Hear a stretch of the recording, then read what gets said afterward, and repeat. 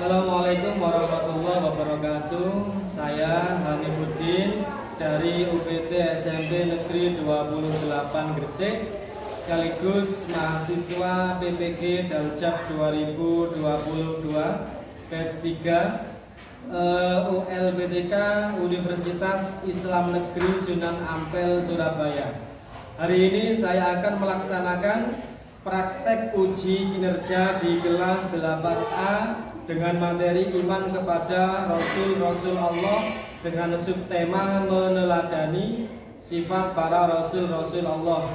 Terima kasih. Assalamualaikum warahmatullahi wabarakatuh. Waalaikumsalam warahmatullahi wabarakatuh. Selamat siang anak-anak. Ya. Bagaimana kabarnya kalian? Alhamdulillah baik. Alhamdulillah. Sehat semuanya? Sehat. Baik, sebelum kita mulai materi pada kesempatan siang hari ini, silakan kita buka dengan bacaan doa yang akan dipimpin oleh ketua kelas. Ketua kelas silakan maju untuk memimpin berdoa. Teman-teman, sebelum memulai pelajaran, marilah kita berdoa. Doa mulai. Doa selesai. Terima kasih ketua kelas. Selanjutnya seperti biasa, silakan dibuka juz amanya. Kita mulai pembelajaran dengan membaca surat-surat pendek terlebih dahulu. Kita mulai dari surat Al-Ikhlas, kemudian dilanjutkan dengan surat Al-Falaq, dan dilanjutkan dengan surat An-Nas. Ketua kelas silakan dipimpin. Teman-teman, marilah kita membaca surat pendek An-Nas, Al-Falaq, dan Al-Ikhlas. Bismillahirrahmanirrahim. Alhamdulillahirabbil alamin. Bismillahirrahmanirrahim. Qul a'udzu birabbin nas, malikin nas, ilahin nas. Qul a'udzu birabbil falaq, min syarri ma khalaq, wa min syarril ghasikin idza waqab. Qul huwallahu ahad, Allahus samad, lam yalid wa lam yulad, wa lam yakul lahu kufuwan ahad. Shadaqallahul adzim. Terima kasih anak-anak. Untuk selanjutnya Bapak akan memeriksa kehadiran kalian.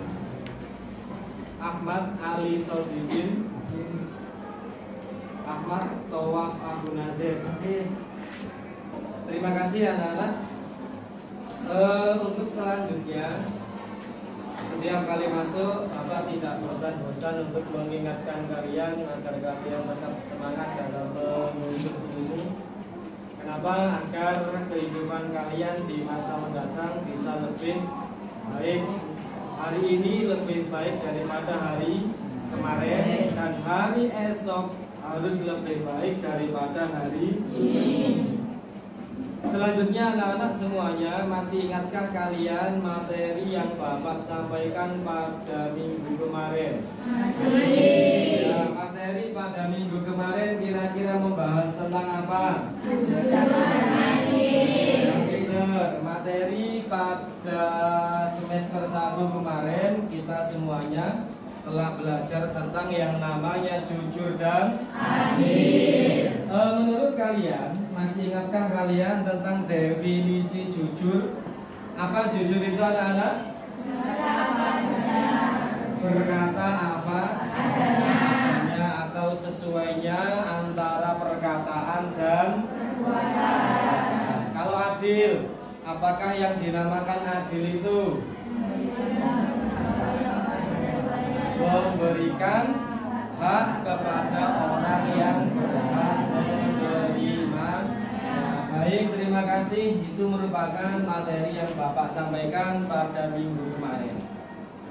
Pada hari ini kita semuanya akan belajar tentang bab 8, yaitu meneladani sifat-sifat mulia para Rasul Allah Subhanahu wa ta'ala. Kira-kira kalian masih ingatkah jumlah Nabi dan Rasul ada berapa? Masih. Ada berapa Nana jumlah Nabi dan Rasul yang wajib kita ketahui? 25. Ada berapa? 25. Ada 25, pinter. Lihat di papan tulis atau di proyektor ada peta konsep tentang iman kepada Rasul. Iman kepada Rasul itu merupakan rukun iman yang yang keempat. Ya, iman kepada Rasul itu merupakan rukun iman yang keempat. Masih ingatkah kalian yang nomor 1 apa? Iman kepada Allah. Nomor 2 nomor 3 yang nomor 4 yang nomor 5 dan yang terakhir iman kepada qadha dan qadar. Pintar sekali. Selanjutnya sekilas materi yang akan Bapak sampaikan tentang pengertian iman kepada Rasul. Kalian semuanya lihat di proyektor yang ada di depan. Menurut kalian, silakan dibaca, iman kepada Rasul artinya meyakini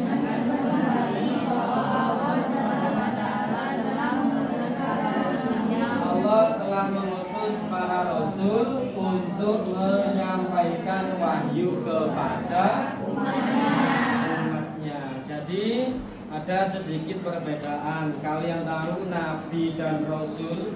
Kalau Nabi itu apa? Seseorang yang menerima wahyu untuk dirinya sendiri. Kalau Rasul,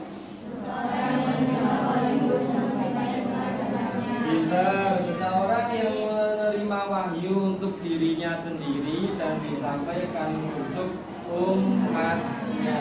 Ya, pintar sekali. Tugas para Rasul, silakan dibaca bersama-sama. Di proyektor tugasnya para Rasul itu ada 4. Yang nomor 1 sebagai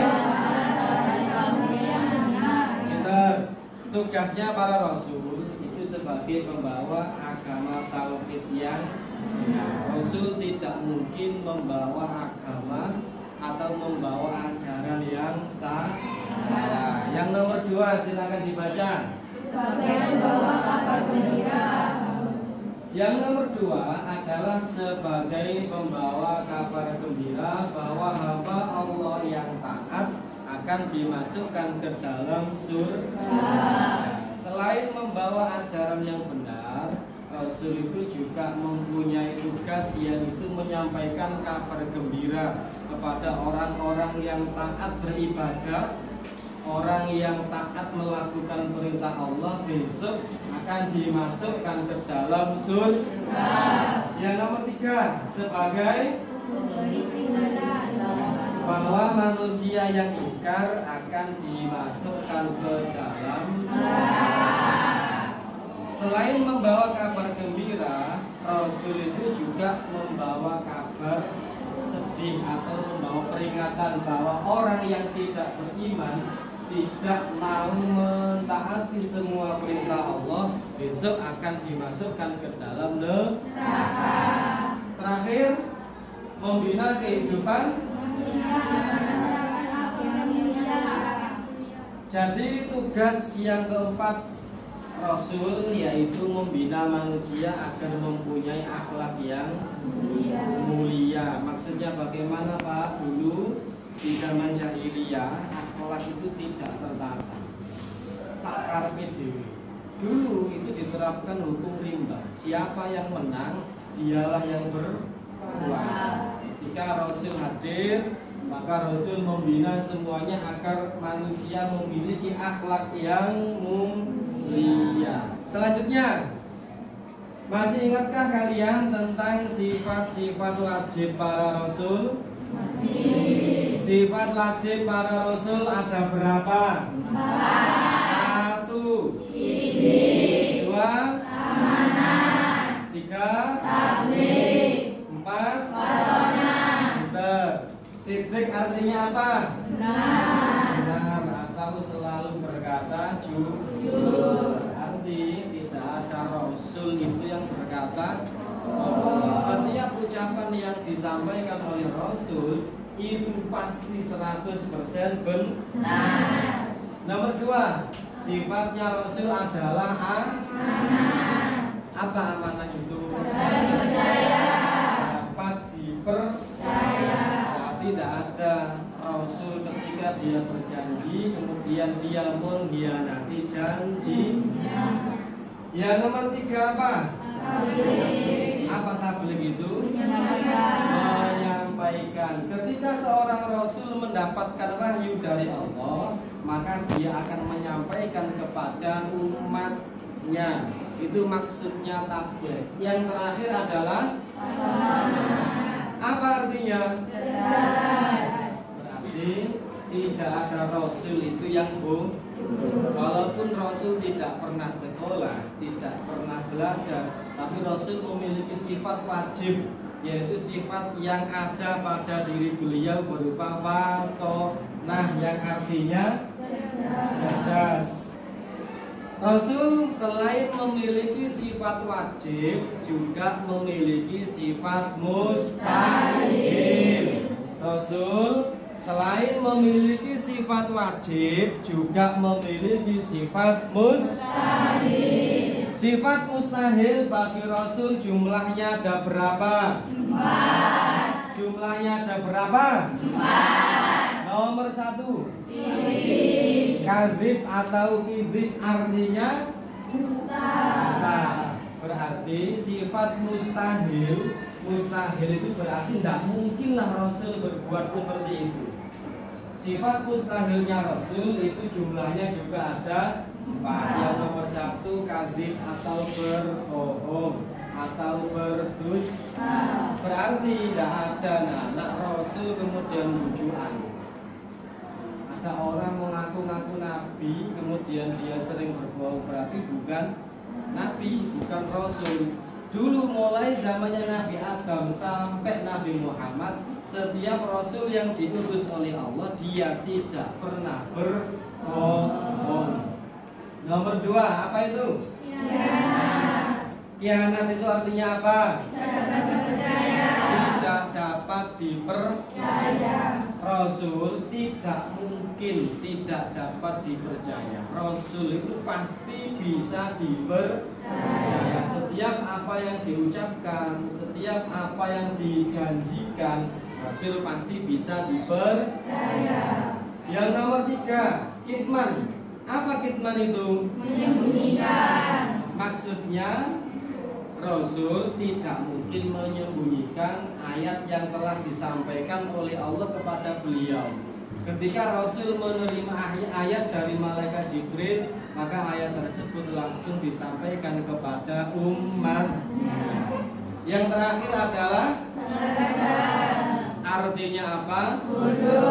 Otomatis Rasul tidak mungkin bersifat bodoh. Kita 25 nama Nabi dan Rasul. Kalian tentunya sudah ingat atau sudah hafal, atau masih ingat dan masih hafal 25 nama Nabi dan Rasul. Nabi yang pertama kali diutus oleh Allah adalah Nabi Adam, kemudian Nabi Idris, Nabi Nuh, kemudian Hud, kemudian Soleh, sampai yang terakhir adalah Nabi Muhammad. Rasul ulul azmi. Kalian pernah mendengar kata-kata ulul azmi? Pernah mendengar kata-kata ulul azmi anak-anak? Pernah. Ulul azmi adalah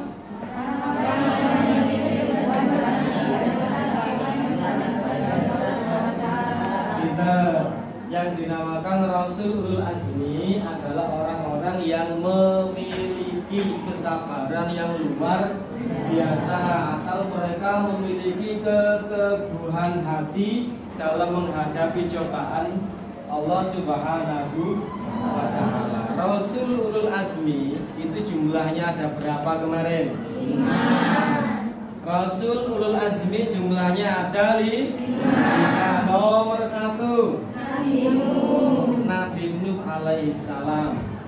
Yang nomor 2 Nabi Ibrahim. Yang nomor 3 Nabi Musa. Yang nomor 4 Nabi Isa. Yang terakhir adalah Nabi Muhammad. Kelima nabi tersebut adalah yang nomor 1, yaitu Nabi Nuh. Masih ingatkah kalian kisahnya Nabi Nuh? Di mana ketika dia berdakwah kepada kaumnya, setelah sekian lamanya Nabi Nuh cuma mendapatkan beberapa orang yang ikut. Kemudian dia berdoa kepada Allah. Allah Subhanahu wa ta'ala menyuruh Nabi Nuh untuk membuat perahu di atas gunung. Masih ingat kalian? Ketika Nabi Nuh membuat perahu di atas gunung, wah, cacian dan makian datang dari berbagai macam arah. Masa di atas gunung kok banjir? Nuh itu memang betul-betul gila. Kalau memang niatnya membuat perahu, seharusnya dibuat di laut, bukan di atas gunung. Sampai anaknya sendiri itu tidak mau beriman kepada Nabi Nuh. Kemudian selanjutnya Nabi Ibrahim.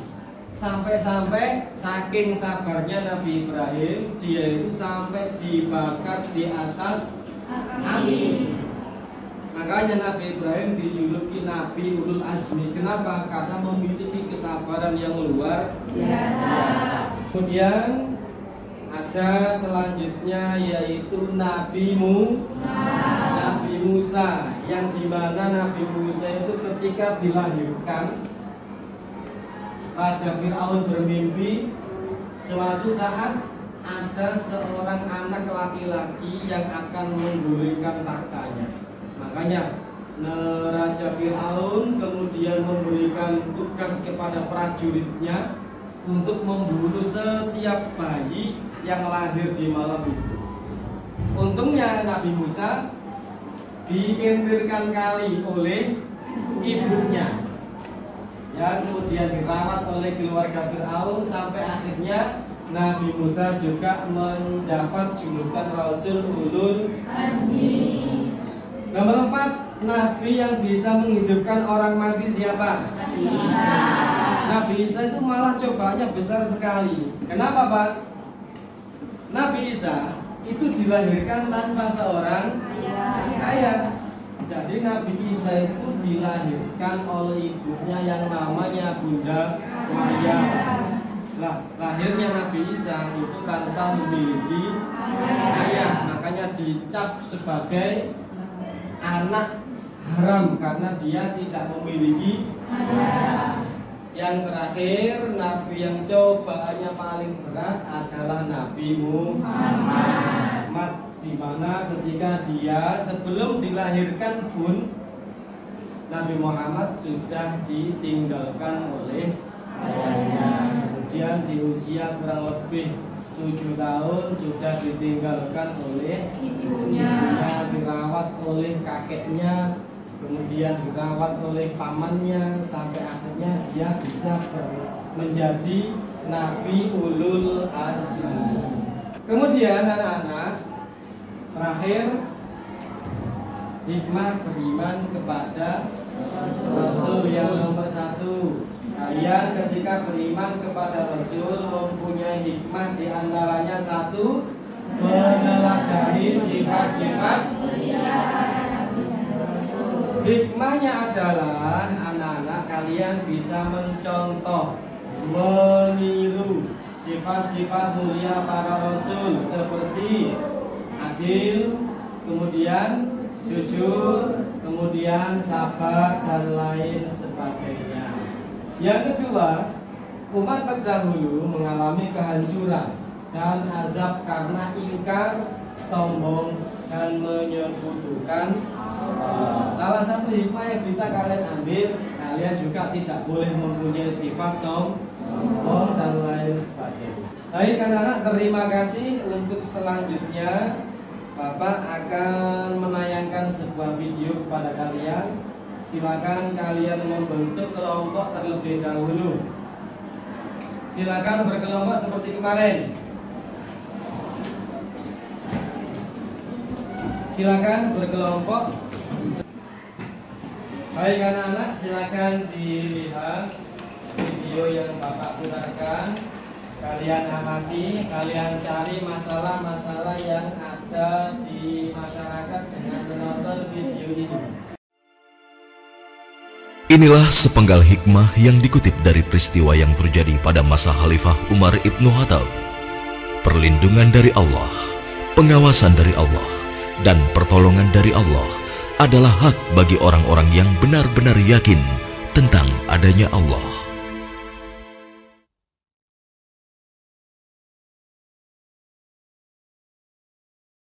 Siapa lagi yang susu? Susunya satu kendi berapa, Bu? Biasa, Bu. Harga susunya setengah dirham. Aduh, kenapa mahal sekali? Harga susu kan sekarang sangat murah, Bu. Ya, bagaimana lagi, Bu? Harganya memang begitu dari dulu. Ayo ibu-ibu, susu kambing saya ini murni dan murah. Ayo silakan, siapa yang mau beli? 5 cawan untuk 1 dirham. Ayo, ayo, susu murah dan sehat. Nah, Ibu barusan dengar sendiri kan?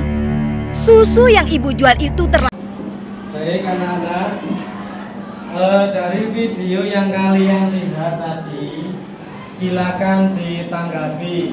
Silakan angkat tangan kemudian mengatakan tanggapannya. Ya. Ya, pintar, kejujuran membuat kita dipercaya orang lain. Kemudian ada lagi, ya. Perbuatan curang adalah hal yang dibenci Allah. Berbuat curang adalah perbuatan yang dibenci oleh Allah. Pintar. Baik anak-anak semuanya, kalian sudah berkelompok menjadi 1, 2, 3, 4, 5, 6 kelompok. Bapak akan membagikan LKPD, lembar kerja peserta didik. Silakan. Di lembar kerja itu kalian isi dengan problematika yang ada di masyarakat. Kalian kerjakan. Kira-kira di masyarakat itu ada berapa banyak problem atau masalah tentang orang-orang yang tidak mau meneladani sifat para rasul. Tiap kelompok nanti silakan maju ke depan untuk mempresentasikan apa yang didapatkannya. Kemudian kelompok yang lain silakan menanggapi. Dimulai dari kelompok 1. Silakan maju ke depan. Assalamualaikum warahmatullahi wabarakatuh. Waalaikumsalam warahmatullahi wabarakatuh. Dari video yang ditampilkan ada beberapa masalah di masyarakat, yaitu pertama ketidakjujuran, kedua masyarakat sebagian menghalalkan segala cara untuk mendapatkan uang. Solusinya adalah pertama, masyarakat harus meniru sifat Rasul walau tidak sepenuhnya. Kedua adalah masyarakat berusaha untuk tidak melakukan hal yang tidak baik. Yang presentasi dari kelompok 1, ada yang ditanyakan?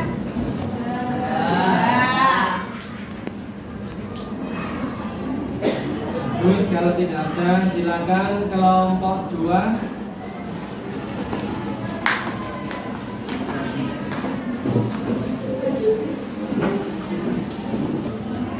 Assalamualaikum warahmatullahi wabarakatuh. Waalaikumsalam warahmatullahi wabarakatuh. Kami dari kelompok 3 akan mempresentasikan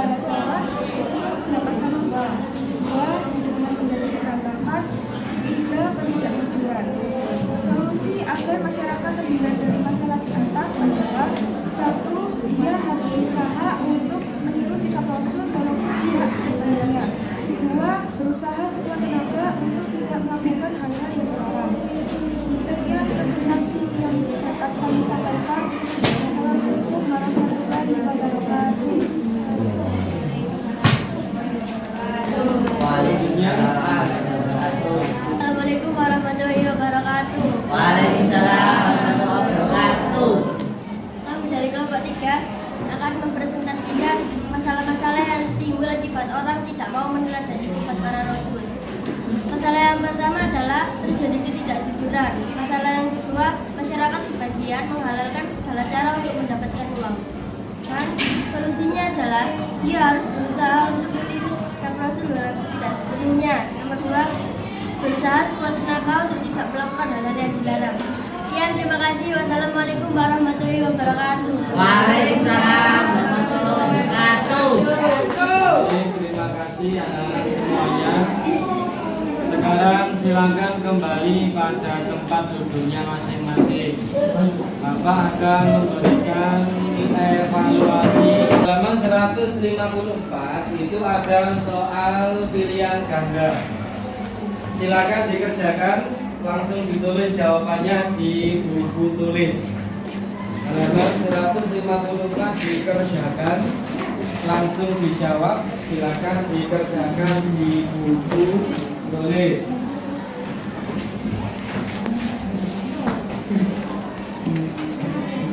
Dikerjakan di buku tulis.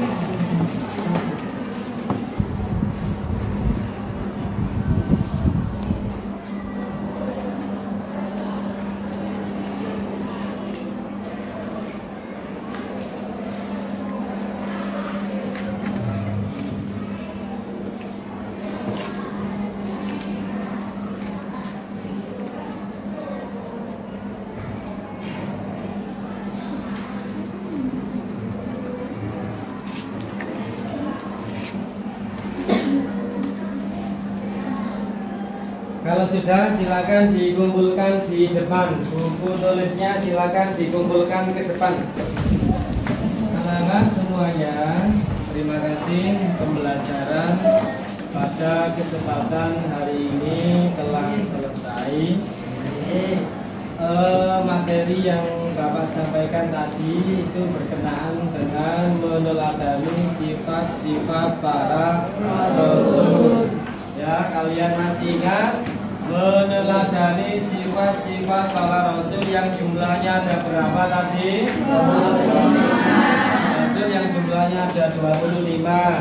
Sifatnya rasul tadi dibagi menjadi 3. Ada sifat wajib, kemudian sifat kemudian sifat kesimpulannya, kalian harus bisa meneladani sifat wajibnya para rasul dan harus bisa menjauhi sifat mustahilnya para rasul. Baik, terima kasih anak-anak. Apakah kalian semuanya sudah paham pada materi hari ini? Apakah ada yang ditanyakan? Tidak. Kalau tidak ada, pertemuan minggu depan kita akan membahas lanjutan dari materi pada siang hari ini. Sebelum kita tutup, marilah kita berdoa bersama-sama yang dipimpin oleh ketua kelas. Ketua kelas silakan maju untuk memimpin berdoa. Teman-teman, sebelum mengakhiri pembelajaran, marilah kita berdoa. Doa mulai.